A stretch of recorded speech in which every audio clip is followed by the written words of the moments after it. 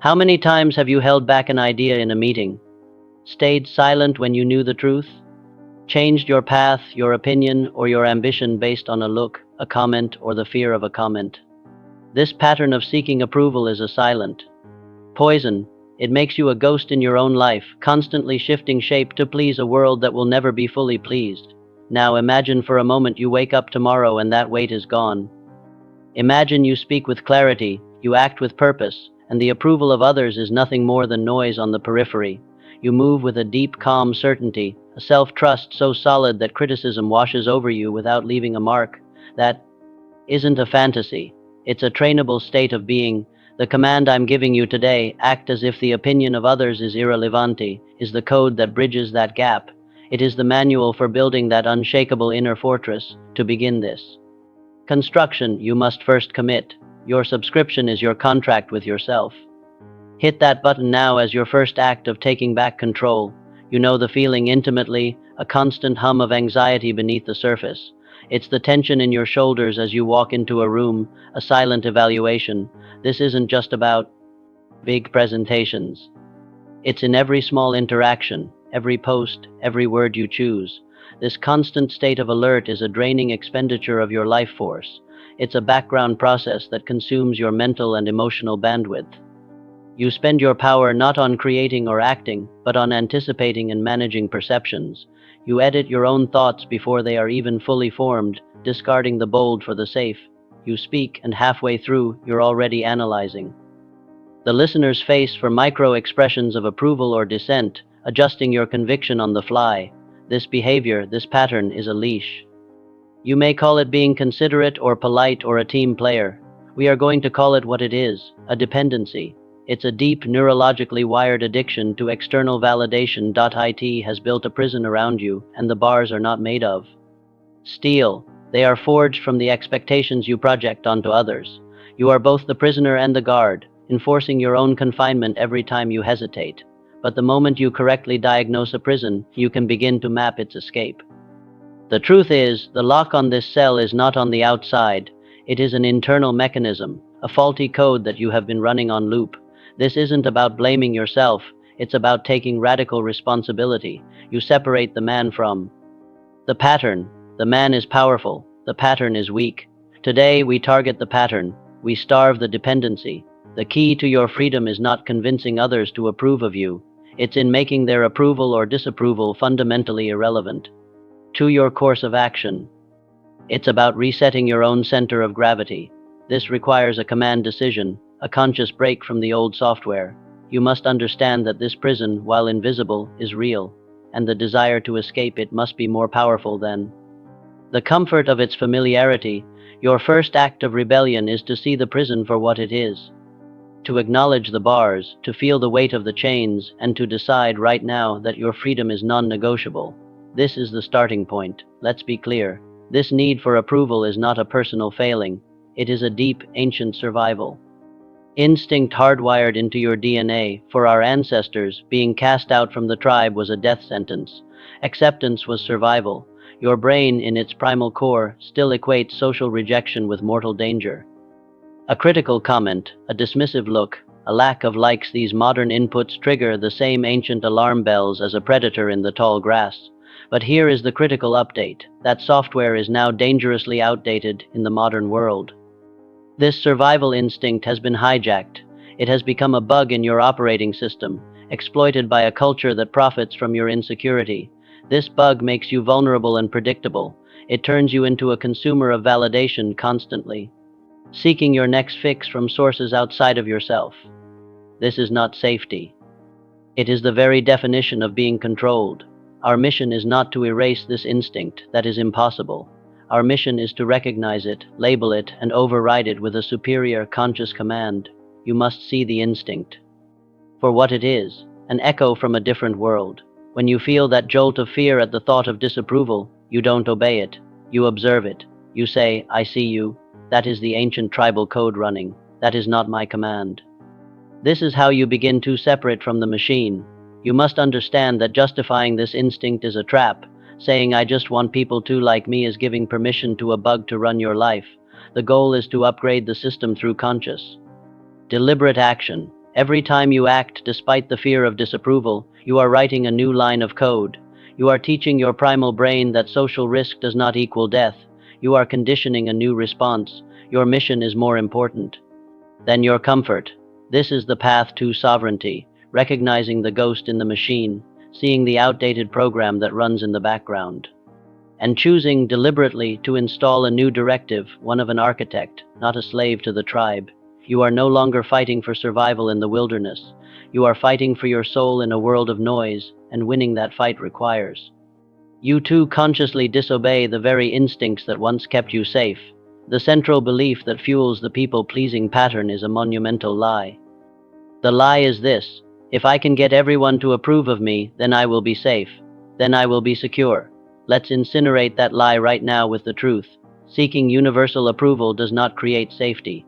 It guarantees slavery. You willingly hand over the keys to your emotional state to everyone you meet. You become a slave to their moods, their opinions, their whims, their bad day. Your inner peace becomes dependent on a chaotic external world that you cannot control.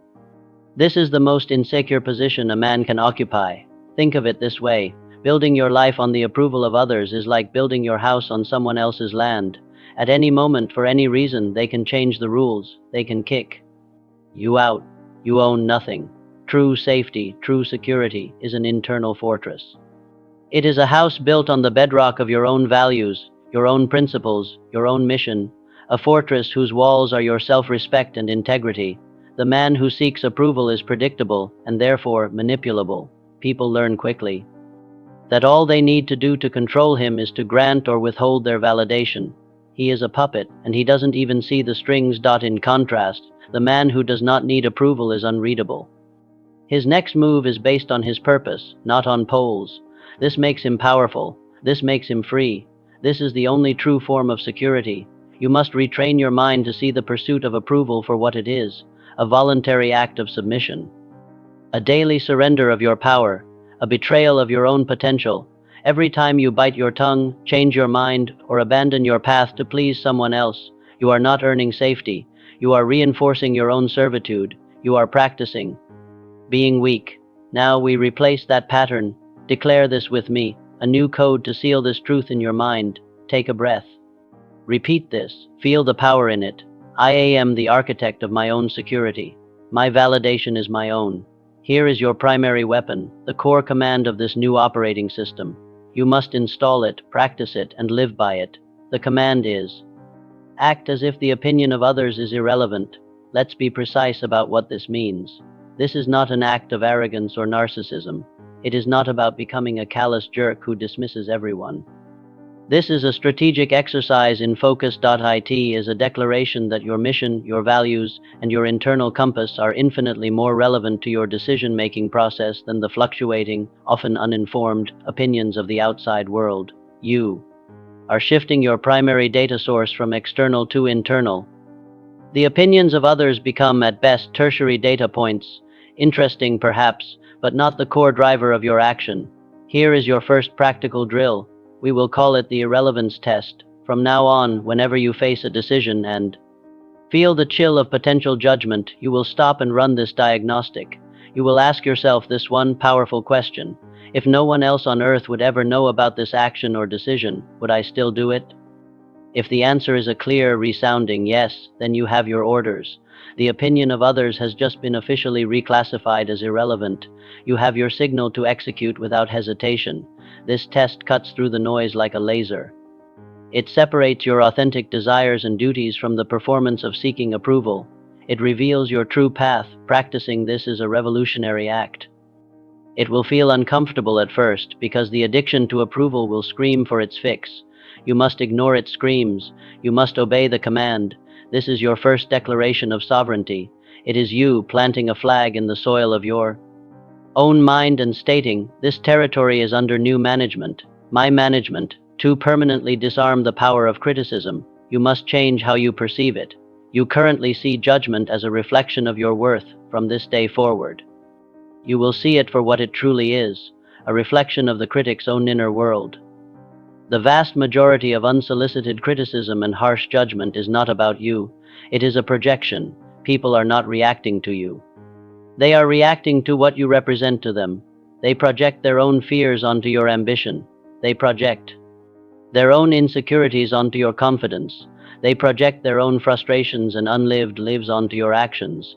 Their judgment is their autobiography, not your biography. Once you truly internalize this principle, the entire game changes. The sting of criticism vanishes. It is no longer a personal attack that lands on your identity. It becomes neutral data. You cease to be the target and become the observer. You see the critic not as a judge, but as a person revealing their own internal state. You can almost feel empathy for them, for they are showing you their own prison. This is the mindset of a leader. A leader cannot be swayed by projections. Imagine a figure like Abraham Lincoln during the Civil War, besieged by criticism from all sides. If he had internalized every judgment, the Union would have collapsed. He operated from a core of unwavering purpose. He understood that the noise of criticism was a storm around him, not within him. He was the calm center because his mission was more real to him than the opinions of others. Your mission must become more real to you than their projections. When someone criticizes your new business venture, you understand, he is projecting his own fear of failure. When someone mocks your commitment to self-discipline, you understand, she is projecting her own frustration with her lack of it. The criticism is no longer a weapon against you. It is a diagnostic tool that reveals them. This changes everything. You are no longer defensive. You are not angry. You are simply aware. You see the code they are running, and you recognize that it has absolutely nothing to do with you. You cannot simply create a vacuum. If you remove the need for external validation, you must replace it with something far more powerful, more stable, and more real. You must build a source of validation within yourself. You will now stop seeking applause from the world and start collecting evidence for yourself. Confidence is not a feeling you wait for. It is a structure you build. It is the byproduct of promises kept to yourself. The world respects a man who respects his own word. But more importantly, you will respect the man who respects his own word. This self-respect is the foundation of the internal throne you are about to build.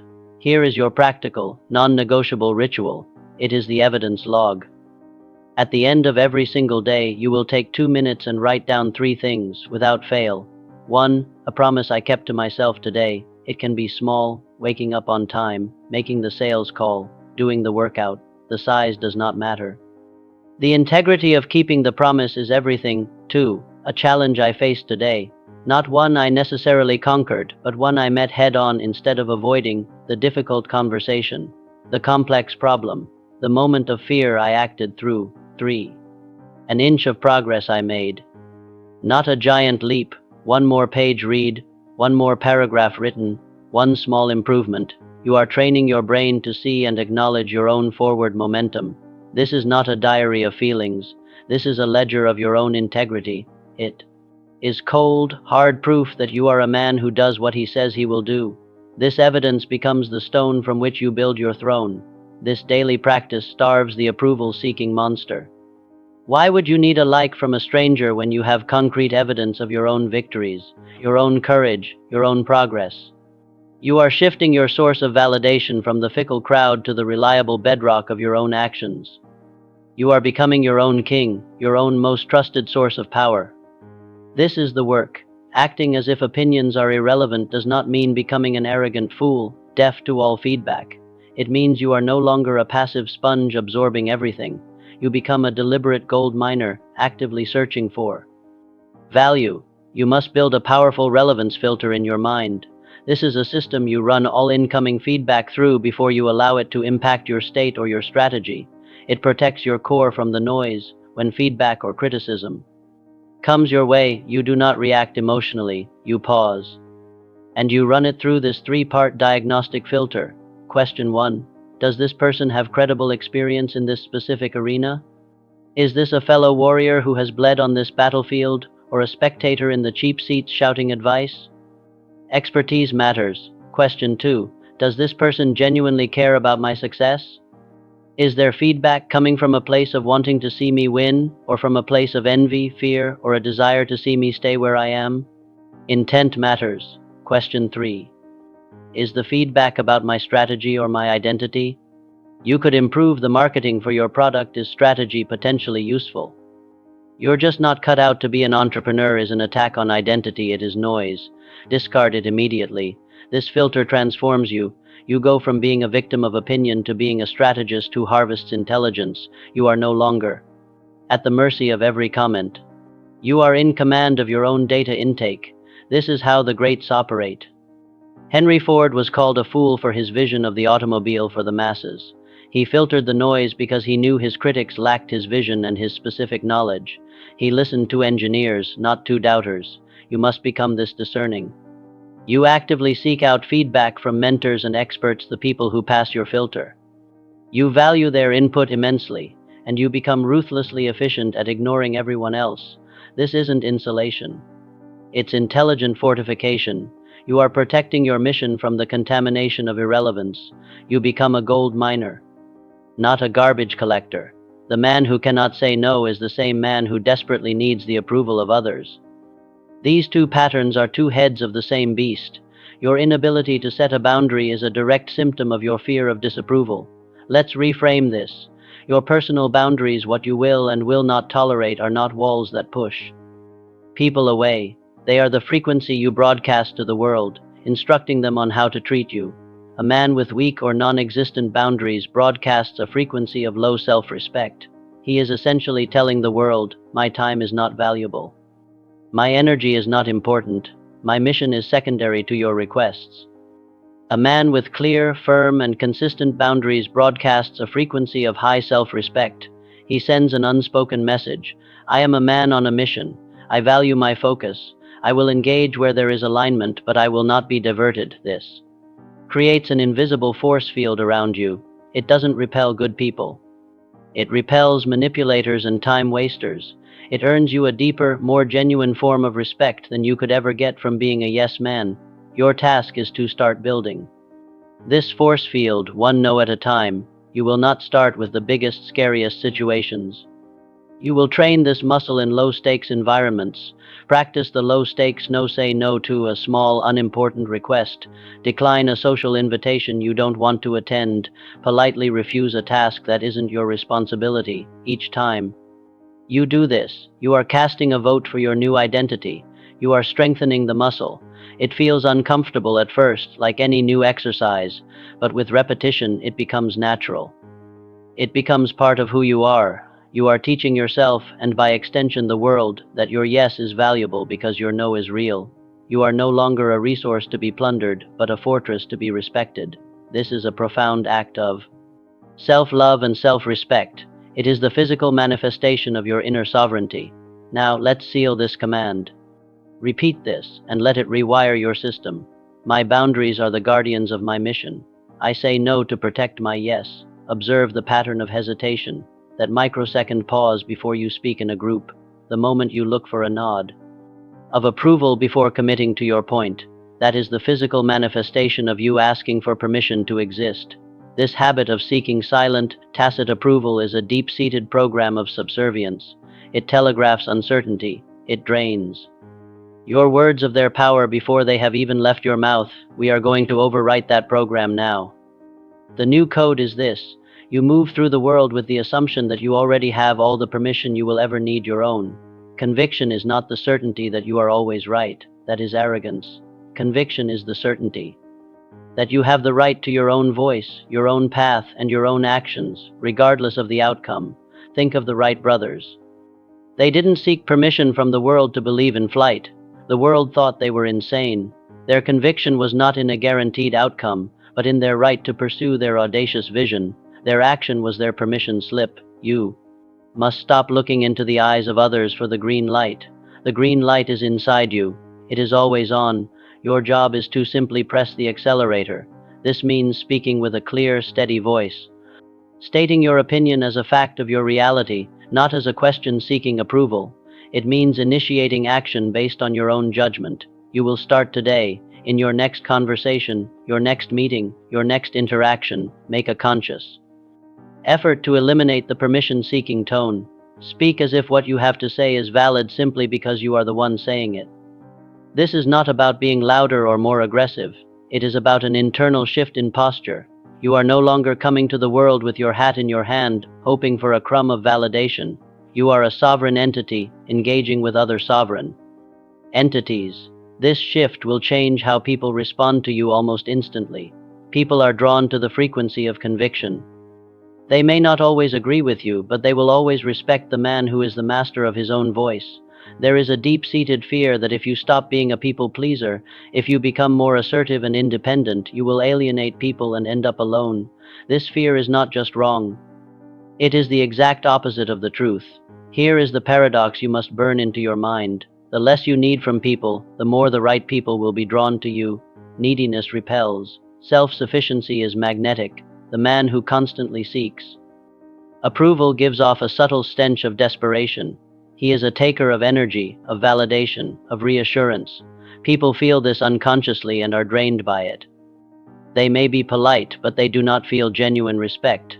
The man who is the source of his own validation gives off a frequency of power and stability. He is a giver of energy, of certainty, of strength. He doesn't need you to complete him. He invites you to join him on his mission. This is incredibly attractive. Think of it like two businesses. One is constantly begging for customers, offering desperate discounts, pleading for attention. The other is so focused on creating an excellent product that a line forms around the block. Which one inspires more confidence and desire? You must become the second business. You must shift your focus from marketing yourself to others, to building a product of immense value, which is you, your character, your skills, your discipline, your mission.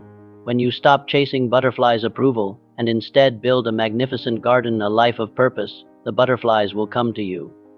And they will be the right butterflies. This is not a trick or a technique. It is a fundamental law of human dynamics. Strength respects strength. Value is attracted to value. The moment you stop trying so hard to be liked is the moment you become deeply respectable. As you build your internal throne and operate from your own center of gravity, you will not lose people. You will lose the people you were meant to lose, the manipulators, the users, the insecure, and you will attract the people you were meant to attract, the strong, the secure, the allies. Do not fear their departure. Celebrate it. It is a sign that your new frequency is working. You are finally purifying your circle. We now ascend to a higher level of mastery. It is not enough to be immune to criticism. True sovereignty is found in being completely at peace with being misunderstood. The need to be perfectly understood by everyone is the final, most subtle strand of the approval-seeking prison. It's the belief that if they could just see my good intentions, if they could just understand my heart, then they would approve. This is a trap. It keeps you in the business of managing other people's perceptions, a job that is impossible and exhausting. You will never control how others interpret you through the filter of their own experiences, biases, and wounds. True freedom is releasing the need to manage their interpretation. Your only responsibility is to be faithful to your own truth, your own character, your own mission. How that is received by the world is not your concern. Think of the Stoic philosopher, Marcus Aurelius. As emperor, his every action was scrutinized, judged, and misinterpreted. His freedom came not from controlling the narrative, but from anchoring himself to his principles. He wrote, "The opinion of others has no bearing on my own." This is a radical act of liberation.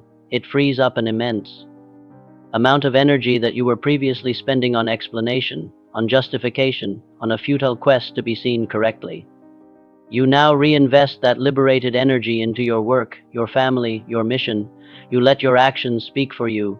To those who understand, no explanation is necessary. To those who don't, no explanation is possible. This will be a test. People will misinterpret your confidence as arrogance. They will misinterpret your boundaries as coldness. They will misinterpret your focus as selfishness. Let them. Their misunderstanding is the price of your freedom, and it is a price you must be willing to pay with a calm smile. You are not on this earth to be a character in someone else's story. You are here to be the author of your own. This is the final seal of your sovereignty. When you can act on your highest values and be completely at peace with the world getting it wrong, you are truly, unshakably free. We have arrived at the final transformation of identity. For your entire life, you have been trained to be a reflection, a mirror that changes its shape and shine based on the light, the opinions that hit it. You became a different person with your boss, with your friends, with your family, with strangers. You were a chameleon, expertly adapting to survive in each social environment, but a chameleon has no color of its own. This ends now. The transformation is to cease being the reflection and to become the source, to stop being the moon, which only reflects the light of others, and to become the sun, which generates its own. A source does not change based on who is looking at it. A source simply is. Its identity and value are generated from within. It radiates its own heat, its own light, its own gravity. This is the identity of the architect of his own mind, his own reality. He is no longer concerned with how he is perceived because he is too busy with the act of creation. The fundamental question in your mind will now shift. For years, the subconscious question has been, what will they think of me? This question places you in a passive, reactive, and weak position. You will now consciously and deliberately install a new dominant question. The new question is, what am I building? This question places you in an active, creative, and powerful position. It reorients your entire universe. What will they think of my new business? Becomes, what am I building with this business? What will they think if I speak up? Becomes, what reality am I building with my words? What will they think if I fail? Becomes, what strength am I building through this attempt? This is the ultimate shift. You are moving your locus of control from the external to the internal. You are declaring that you are the cause, not the effect. This is the core of true masculinity. This is the time to make that declaration final, to burn the old identity of the reflection and step into the fire to be forged as the source. Stand up, breathe deep, and give yourself this final command. I am not a reflection. I am the source. I do not ask. I build. We bring this all together with one final focusing choice. This entire battle, this entire reprogramming comes down to this. Are you building a life based on likes or a life based on legacy? Likes represent the momentary, superficial approval of the crowd. They are a fleeting hit of validation, a sugar rush for the ego. They feel good for a second, but they are hollow. They build nothing of substance. Legacy represents a lasting, meaningful impact. It is the character you forge, the family you lead, the value you create, the problems you solve. It is the work that outlives you.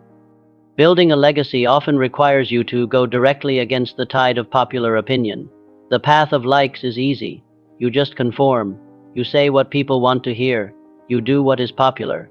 The path of legacy is hard. It demands conviction, courage, and the willingness to be misunderstood and criticized. The great men of history did not concern themselves with likes. Thomas Edison didn't care if people liked his thousands of failed experiments. He was building a legacy of light. He was obsessed with his mission, not with the polls. You are at this crossroads every single day. Every choice you make is a vote for one path or the other. Do you post the safe, generic comment, or do you speak your authentic, challenging truth? Do you take the easy path or the one that builds character?